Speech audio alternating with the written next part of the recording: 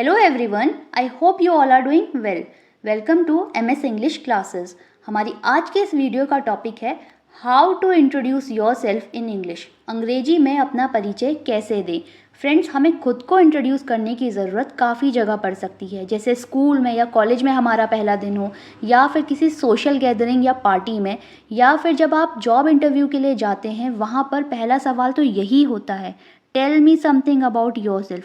तो ऐसे सिचुएशन में हम कंफ्यूज हो जाते हैं कि बोले तो क्या बोलें. कई बार क्या होता है कि हमारे पास सेंटेंसेस प्रिपेयर्ड नहीं होते. हमें पता होता है कि हमें क्या बोलना है, लेकिन हमारे पास सेंटेंसेस प्रिपेयर्ड नहीं होते और हमें समझ नहीं आता है कि इस सिचुएशन में हमें खुद को कैसे इंट्रोड्यूस करना चाहिए. तो दोस्तों, अगर आपको सच में इंट्रोडक्शन देने की आर्ट को मास्टर करना है, सबको इम्प्रेस करना है, तो आपको सभी सेंटेंसेस को लिख के प्रैक्टिस करना पड़ेगा, ताकि जब भी आप अपना इंट्रोडक्शन दें, आप बिना सोचे कॉन्फिडेंटली खुद को इंट्रोड्यूस कर सकें. आपको ये ना सोचना पड़े कि अब क्या बोलूं. आज का टॉपिक आपको लाइफ टाइम काम आएगा, तो ध्यान से इस वीडियो को एंड तक देखिए और प्रैक्टिस कीजिए. How to answer when someone ask tell me about yourself और इंट्रोड्यूस योर सेल्फ. देखो कैसे हमें आंसर देना है जब कभी कोई हमसे पूछे tell me about yourself, अपने बारे में बताओ, और इंट्रोड्यूस योर सेल्फ, अपना परिचय दो, तो हमें कैसे जवाब देना है वो आज हम सीखेंगे. खुद को इंट्रोड्यूस करने के लिए हमें इन स्टेप्स को फॉलो करना पड़ेगा. वन बाय वन हम इन स्टेप्स को फॉलो करेंगे ताकि हम स्ट्रक्चर्ड वे में खुद को इंट्रोड्यूस कर पाएँ. सेल्फ इंट्रोडक्शन में सबसे पहला स्टेप है ग्रीटिंग्स. आप सामने वाले को ग्रीटिंग्स विश करेंगे. किसी भी कॉन्वर्सेशन की शुरुआत ग्रीटिंग्स विश करने से होती हैं. अब ग्रीटिंग्स क्या होती हैं? ग्रीटिंग्स दो तरीके की होती हैं, इनफॉर्मल वे में और फॉर्मल वे में. इनफॉर्मल वे में तो आप हाय, हे एवरीबॉडी, व्हाट्सअप एवरीवन, इन सभी ग्रीटिंग्स का यूज़ कर सकते हैं. जब भी आप किसी फ्रेंड को या किसी इनफॉर्मल सेटिंग में खुद को इंट्रोड्यूस कर रहे हैं, तब आप हाय, हे एवरीबॉडी, व्हाट्सअप एवरीवन, इन सभी ग्रीटिंग्स को यूज़ कर सकते हैं. लाइक आप कभी किसी पार्टी में गए हैं, वहाँ आपको काफ़ी लोगों के सामने खुद को इंट्रोड्यूस करना है, तब आप कैजुअली इनफॉर्मल वे में ग्रीट कर सकते हैं. लेकिन अगर आप इंटरव्यू में खुद को इंट्रोड्यूस कर रहे हैं या किसी भी फॉर्मल सेटिंग में, लाइक अपने स्कूल में या कॉलेज में खुद को इंट्रोड्यूस कर रहे हैं, या फिर किसी सीनियर के सामने अपना इंट्रोडक्शन दे रहे हैं, तब आपको फॉर्मल वे में ग्रीट करना पड़ेगा. जैसे गुड मॉर्निंग सर या good morning ma'am, good afternoon sir या good afternoon ma'am, good evening sir या गुड इवनिंग मैम, या फिर आप हेलो सर या हेलो मैम का भी यूज़ कर सकते हैं. अगर आप किसी बड़ी ऑडियंस को एड्रेस कर रहे हैं, तब आप एवरीवन का यूज़ करेंगे, लाइक गुड मॉर्निंग एवरीवन या हेलो एवरीवन या गुड आफ्टरनून एवरीवन. दोपहर के 12 बजे तक आप बोलेंगे गुड मॉर्निंग. दोपहर के 12 बजे के बाद शाम के 5 बजे तक आप गुड आफ्टरनून यूज़ करेंगे. 5 बजे के बाद आप गुड इवनिंग बोलेंगे. अदरवाइज़ आप हेलो सर या हेलो मैम का भी यूज़ कर सकते हैं. नेक्स्ट स्टेप है थैंक देम. आपको उनको थैंक यू बोलना है, उनका धन्यवाद करना है, क्योंकि सामने वाले ने आपको मौका दिया है, आपको चांस दिया है खुद को इंट्रोड्यूस करने का. अब थैंक यू बोलने के भी कई तरीके हैं, जैसे कि first of all thank you so much for giving me this opportunity to introduce myself in front of you. आप इस सेंटेंस का थैंक यू बोलने के लिए यूज़ कर सकते हैं, या फिर आप सिंपली बोल सकते हैं thank you so much for giving me the opportunity. आप सिंपली इस सेंटेंस को भी यूज़ कर सकते हैं. नेक्स्ट इज, जब आप किसी भी इवेंट में या किसी भी सोशल गैदरिंग में अपना इंट्रोडक्शन दे रहे हैं, तब आप बोलेंगे I am truly delighted to be a part of this event. आप सिंपली बोलेंगे I am truly delighted to be a part of this event. या फिर आप इस तरीके से थैंक यू बोल सकते हैं thank you for taking the time to meet me today. Thank you for taking the time to meet me today. Thank you बोलने के बाद आपको अपना नाम बताना है. नाम बताने के लिए आप आई एम या माई नेम इज़ का यूज़ करेंगे. आप इन दोनों में से किसी भी एक का यूज़ कर सकते हैं, और हमेशा अपना पूरा नाम बताएं. For example, my name is Mansi Rawal या आई एम मानसी रावल. ध्यान रखिए, नाम बताने के लिए माई सेल्फ का यूज़ नहीं करना है. ये तरीका एकदम गलत है. तो अब आपको ये क्लियर हो गया कि कैसे ग्रीट करना है, कैसे थैंक यू बोलना है और अपना नाम कैसे बताना है. यहाँ तक क्लियर हो गया है, तो चलिए आगे बढ़ते हैं. नेक्स्ट स्टेप है प्लेस. प्लेस यानी कि जगह. आप किस जगह से हैं और कहाँ रहते हैं. तो प्लेस के लिए आप I am from, I belong to या आई हेल फ्रॉम, इन सेंटेंसेस का यूज़ कर सकते हैं। For example, I am from Mumbai, I belong to Mumbai. I am from, I belong to या आई हेल फ्रॉम, ये वो जगह बताते हैं जहाँ आपका बर्थ प्लेस है, जहाँ आपका जन्म हुआ है, जहाँ से आप हैं। लेकिन आपका प्लेस ऑफ इंटरव्यू और बर्थ प्लेस सेम है, यानी कि जहाँ से आप बिलोंग करते हैं और जहाँ आपको इंटरव्यू देना है दोनों एक ही जगह है, तब आप इटसेल्फ का यूज़ करेंगे। सपोज़ आपका इंटरव्यू मुंबई में है और आप मुंबई से ही बिलोंग करते हैं, तब आप बोलेंगे I am from Mumbai itself, या फिर I belong to Mumbai itself, या फिर I hail from Mumbai itself. लेकिन अगर आपका बर्थ प्लेस अलग है या आप किसी और जगह को बिलोंग करते हैं और करंटली कहीं और रह रहे हैं, तब आप ये यूज़ करेंगे आई एम फ्रॉम या आई हेल फ्रॉम, जहाँ से आप हैं, बट करंटली लिविंग इन, जहाँ पे आप रह रहे हैं। For example, I am from Mumbai but currently living in Delhi, या I hail from Mumbai but currently living in Delhi. या फिर आप कह सकते हैं आई बिलोंग टू, जहाँ से आप हैं, बट करंटली लिविंग इन, जहाँ पे आप करंटली रह रहे हैं। I belong to Mumbai but currently living in Delhi. आगे बढ़ते हैं, योर जॉब। इसका हम तब यूज़ नहीं करेंगे जब हम जॉब इंटरव्यू दे रहे हैं। तो अपनी जॉब के बारे में बताने के लिए आप बोलेंगे आई एम आ और एन। I am a homemaker, जब आप कुछ नहीं कर रहे हैं तब आप बोलेंगे I am a home maker.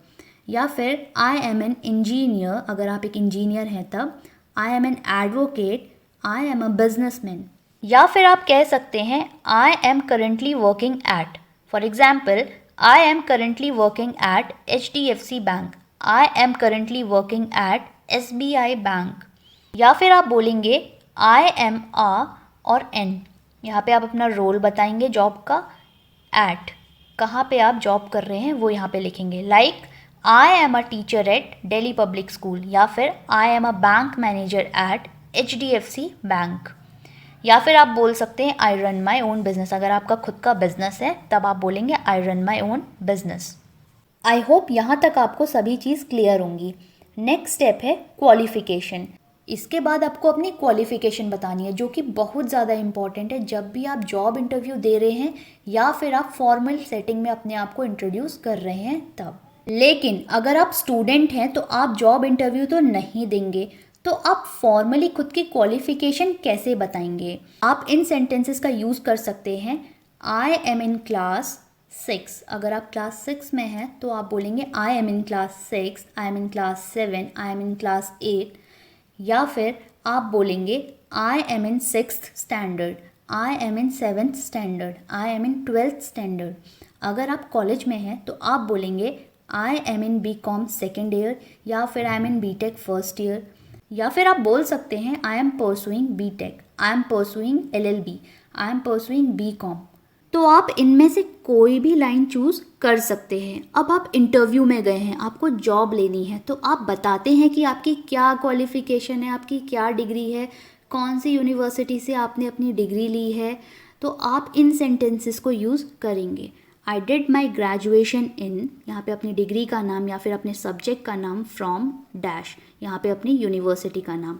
For example, I did my graduation in BCom from Delhi university, या फिर आप बोलेंगे I did my graduation in English literature from Delhi university. अगर आपने पोस्ट ग्रेजुएशन किया यानी कि मास्टर्स की डिग्री ली है तो आप बोलेंगे I did my post graduation in, यहाँ पे डिग्री का नाम, फ्रॉम डैश, यहाँ पे यूनिवर्सिटी का नाम। Like I did my post graduation in MCom from Delhi University. I did my post graduation in MA from Allahabad University. Otherwise आप बोल सकते हैं I have a bachelor's degree in BCom from Delhi University. Masters के case में आप बोलेंगे I have a master's degree in MCom from Delhi University. I have a master's degree in MTech from IIT Kanpur. तो ध्यान रखिए, इनमें से आप कोई भी तरीके से अपनी क्वालिफ़िकेशन को बता सकते हैं। क्वालिफ़िकेशन बताने के बाद अगर आपकी कोई एडिशनल क्वालिफ़िकेशन है तो आप वो बताएंगे ताकि आप इंटरव्यूअर को इम्प्रेस कर सके। और वो एडिशनल क्वालिफ़िकेशन जिस जॉब के लिए आपने अप्लाई किया उसके लिए नेसेसरी और यूज़फुल होनी चाहिए। आप एडिशनल क्वालिफ़िकेशन को इस तरीके से बताएंगे आई हैव डन, यहाँ पे टाइम पीरियड डालेंगे, कोर्स और डिप्लोमा इन, कोर्स का नाम। For example, I have done 6 months course in graphic designing, या फिर बोलेंगे I have done 6 months course in basic computer. तो जितने भी टाइम पीरियड के लिए आपने वो कोर्स किया है या जो भी आपका कोर्स का नाम है वो आप यहाँ पे यूज़ कर सकते हैं। या फिर आप अपनी एडिशनल क्वालिफिकेशन इस तरीके से बता सकते हैं, I have done 6 months course और डिप्लोमा इन कोर्स का नाम फ्रॉम इंस्टीट्यूट का नाम in year. For example, I have done 6 months course in legal drafting from XYZ institute in 2020। या फिर आप कह सकते हैं I have done 6 months diploma in legal drafting from XYZ institute in 2020। आप चाहें तो ईयर हटा सकते हैं। तो आप अपनी एडिशनल क्वालिफिकेशन इन दो तरीके से बता सकते हैं। इसके बाद जो स्टेप आता है वो है पर्सनैलिटी। पर्सनैलिटी के बारे में बता के आप सामने वाले को इम्प्रेस कर सकते हैं। पर्सनैलिटी मतलब आपका व्यक्तित्व, आप कैसे हैं। पर्सनैलिटी के बारे में बताने के लिए आप इस तरीके से सेंटेंसेस यूज़ कर सकते हैं, आई एम डैश, यहाँ पे जो भी जिस तरीके की भी आपकी पर्सनैलिटी है वो लिखेंगे, या फिर आई एम अ और एन, यहाँ पे अपनी पर्सनैलिटी के बारे में, लास्ट में पर्सन ऐड कर देंगे। अपनी पर्सनैलिटी के बारे में बताने के लिए आप इन तरीके के सेंटेंस का यूज़ कर सकते हैं। For example, I am highly organised, I am ambitious and driven, I am an optimistic person and a quick learner, I am a goal oriented person, I am a creative and hard working person, I am focused and determined person. या आप बोल सकते हैं I am self motivated and disciplined person. तो आप इन सभी में से किसी भी सेंटेंस का यूज़ कर सकते हैं। ध्यान रखिएगा, अगर आप जॉब इंटरव्यू के लिए गए हैं तो यहाँ पर कुछ ऐसी चीज़ बताएं जो उस कंपनी के लिए एसेट हो। आप अपने अकॉर्डिंग इन सेंटेंसेस को यूज़ कर सकते हैं या फिर इनमें चेंजेस कर सकते हैं। आई होप यहाँ तक सारी चीज़ें क्लियर होंगी। नेक्स्ट स्टेप में आपको बताना है अपनी स्किल्स या फिर अपना experience.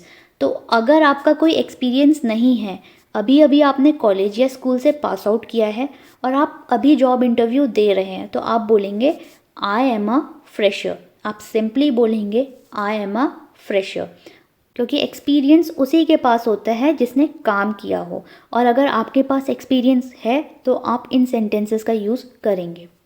I have 2 years of experience in, जो भी आपका एक्सपीरियंस है वो यहाँ पे लिखेंगे, जिस भी जॉब का आपको एक्सपीरियंस है। For example, I have 2 years of experience in teaching, या फिर आप बोलेंगे I have 2 years of experience in litigation. आप अपने अकॉर्डिंग यहाँ पे चेंजेस कर सकते हैं, या फिर आप बोलेंगे I have been working for 4 years at, यहाँ पे ऑर्गेनाइजेशन या कंपनी का नाम, एज अ और एन यहाँ पे अपनी जॉब का नाम।